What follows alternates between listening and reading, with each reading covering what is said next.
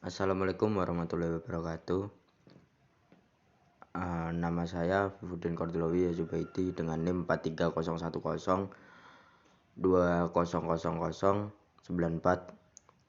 Pada materi yang pertama adalah aplikasi sistem pada organisasi. Yang pertama, sistem pakar. Sistem pakar. Definisi umum dari sistem pakar adalah suatu program komputer atau sistem informasi yang mengandung beberapa pengetahuan dari satu atau lebih pakar manusia terkait satu bidang yang cenderung spesifik. Yang kedua, sistem penunjang keputusan. Sistem pendukung keputusan adalah salah satu sistem informasi berbasis komputer yang dipergunakan untuk membantu manusia dalam mengambil sebuah keputusan yang baik dan tepat. Komponen utama dari sistem penunjang keputusan ini terdiri atas database, model base, serta user interface. Sistem yang ketiga, sistem otomatis organisasi. Kata otomatis ini memiliki arti pengguna mesin atau menjalankan tugas fisik yang biasa dilakukan oleh manusia. Jadi, otomatis pada dasarnya merupakan pengalihan fungsi manual peralatan yang banyak menggunakan tenaga manusia kepada fungsi otomatis yang menggunakan peralatan mekanis terutama komputer atau manusia. Assalamualaikum warahmatullahi wabarakatuh. Saya pemateri kedua atas nama Muhammad Lutfi Aminul Fadli dengan NIM 43010180210, yaitu mau membicarakan tentang teori komunikasi antar budaya. Adanya perkembangan budaya dan kehidupan manusia dengan hubungan kelompok manusia yang membawa budaya masing-masing menciptakan komunikasi antar budaya antara kelompok masyarakat tersebut. Pengertian dari komunikasi antar budaya sendiri adalah peristiwa komunikasi di mana mereka yang terlibat di dalamnya berasal dari latar belakang yang berbeda. Teori antar budaya meliputi 1. Teori kecemasan, 2. Teori negosiasi wilayah, 3. Teori kode bicara. Teori negosiasi wilayah adalah teori yang dikemukakan oleh Stella Ting Tomai. Ini menjelaskan bagaimana perbedaan dari berbagai budaya dalam merespon berbagai konflik yang dihadapi. Ia berpendapat bahwa orang-orang dalam setiap budaya akan selalu menceritakan dirinya di depan publik. Hal tersebut merupakan cara baginya agar orang lain melihat dan memperlakukannya. Yang kedua, teori kecemasan dan ketidakpastian. Teori ini dikembangkan oleh William Goodikins yang memfokuskan pada perbedaan budaya antar kelompok dan orang asing.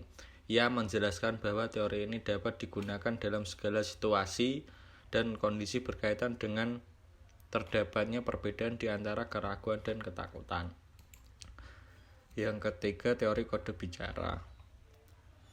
Dalam teorinya ini berusaha menjelaskan bagaimana keberadaan kode bicara dalam suatu budaya dan juga bagaimana kekuatan dan substansinya dalam sebuah budaya.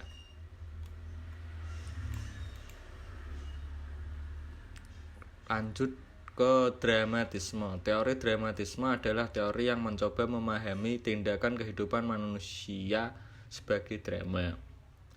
Mengonseptualisasikan kehidupan sebagai sebuah drama, menempatkan suatu fokus kritik pada adegan yang diperlihatkan oleh berbagai pemain.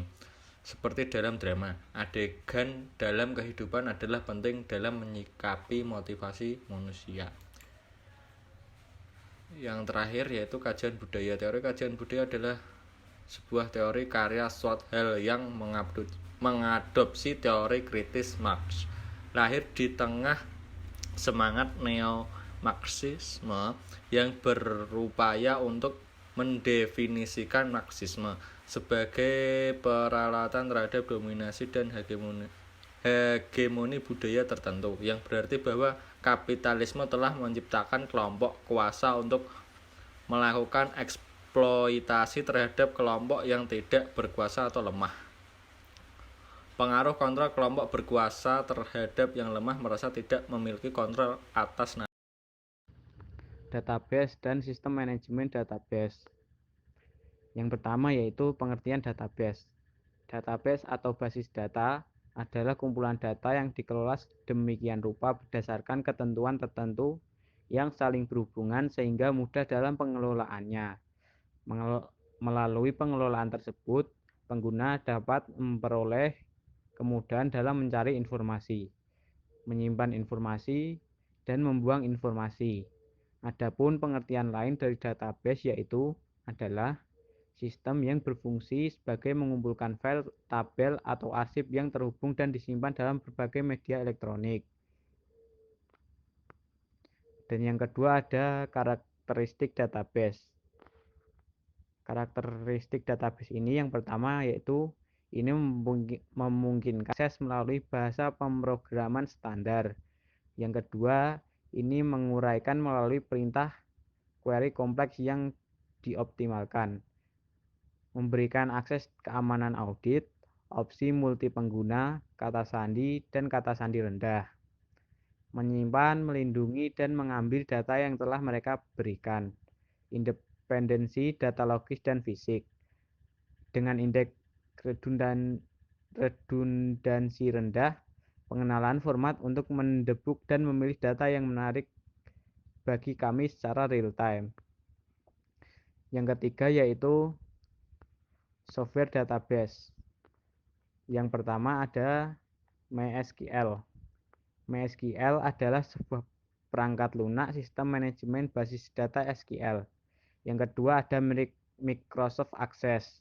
Microsoft Access adalah aplikasi komputer relasional yang ditujukan pada kalangan rumahan atau perusahaan kecil. Yang ketiga adalah MS SQL Server. MS SQL Server atau Microsoft SQL Server adalah sebuah manajemen data relasional atau RDMBS. Yang keempat adalah Oracle. Adalah basis data relasional yang terdiri dari kumpulan data dalam satu sistem manajemen basis data atau juga RDBMS.